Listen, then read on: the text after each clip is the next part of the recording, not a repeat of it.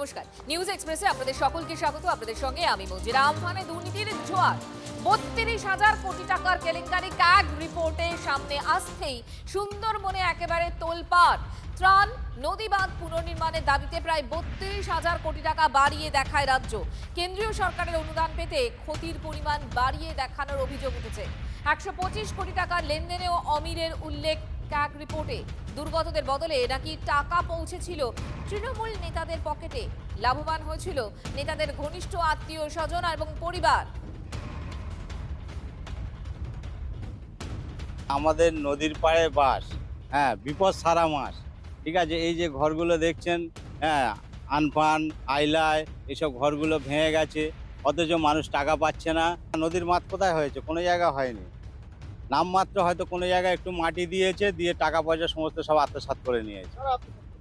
এই যে ধরুন পরেশরাম দাস আছে, শিলাদিত্য রায় আছে, এই গোপাল কুণ্ডুর মতো এরা আছে, সবাই সব তৃণমূলের সমস্ত সব নেতা প্রধান এমএলএ। আয়লা আমফানে আমার ঘর ভেঙে নিচ্ছিন্ন হয়ে গেছে। আমরা নদীর পাড়ে বাস করি, আমরা কোনো সাহায্য কিছুই পাইনি। এখানের এমএলএ, এমপি, তৃণমূলের প্রধান, পঞ্চায়েত, উপপ্রধান এরা সমস্ত টাকা আত্মসাৎ করেছে, আমাদেরকে একটা পয়সাও দেয়নি। বরঞ্চ এই ফিশারি করেছে সমস্ত নদীর বাঁধগুলি কেটে। আমরা খুব এখনও ভীত সন্ত্রস্ত অবস্থায় আছি, যে কোনো সময় আমরা ভেসে যেতে পারি।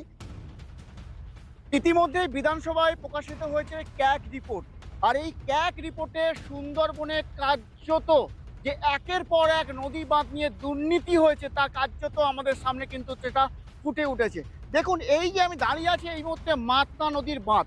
দেখুন, এই নদীতে কোনো বাঁধ বলতে কিন্তু সরু একটা ছোট্ট একটা মাটির একটা আল আমরা কিন্তু এখানে দেখতে পাচ্ছি। এবং আমার চিত্র সংবাদকে বলবো দেখানোর জন্য, ঠিক দেখুন আমার ডান দিকে রয়েছে ম্যানগ্রোভের জঙ্গল এবং একের পর এক সেখানে ম্যানগ্রোভের গাছ সেখানে রয়েছে। সাথে জোয়ারের জল, বর্ষার সময় জোয়ারের জল দেখুন পুরো পরিপূর্ণ দুকুল প্লাবিত হওয়ার অবস্থা। আর ঠিক এর পাশে দেখুন কিভাবে কার্যত নদীর বাঁধকে কেটে সরাসরি ফিশারিতে জল নিয়ে যাওয়া হচ্ছে।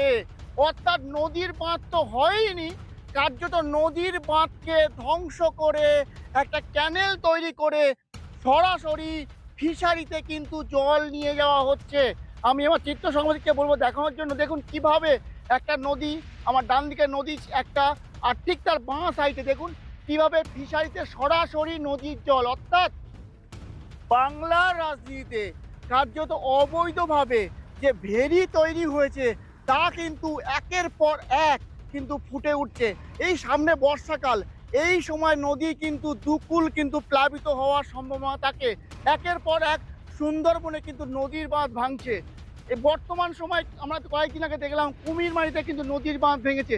দেখুন কিভাবে কার্যত নদীর বাঁধ তো ভাঙা এখানে নয়, কার্যত নদীর বাঁধকে ধ্বংস করে তৃণমূল নেতারা তাদের সাম্রাজ্যের বিস্তার ঘটেছে।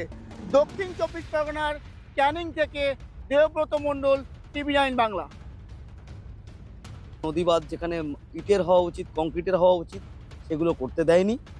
সেগুলো এখানের যারা বিগত দিন সুন্দরবনের উন্নয়ন মন্ত্রী ছিল, যেমন মন্টুরাম পাখিরা, শ্যামল মণ্ডল এবং সুব্রত, বিধায়ক সুব্রত বাবু, এনাদের নেতৃত্বে এই সুন্দরবন টোটাল এলাকায় মারাত্মকভাবে দুর্নীতি হয়েছে।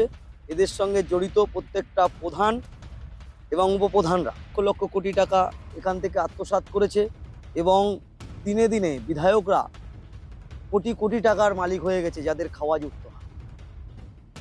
একটা খুব সুন্দর পদ্ধতিতে, বৈজ্ঞানিক পদ্ধতিতে টিএমসি দুর্নীতিটাকে, তোলাবাজিটাকে, কাটমানিটাকে, একটা ওদের এক্সপার্ট বসিয়েছিল, ওদের পার্টি অফিসে এক্সপার্ট বসিয়েছিল, আর একটা আইপ্যাক ছিল, আর একটা এক্সপার্ট কিভাবে কি করতে হয় ওদের একটা পরামর্শদাতা ছিল। তাহলে পরামর্শ সিদ্ধান্ত অনুসারে, দাদাদের সিদ্ধান্ত অনুসারে তারা এই কাজটা করেছে।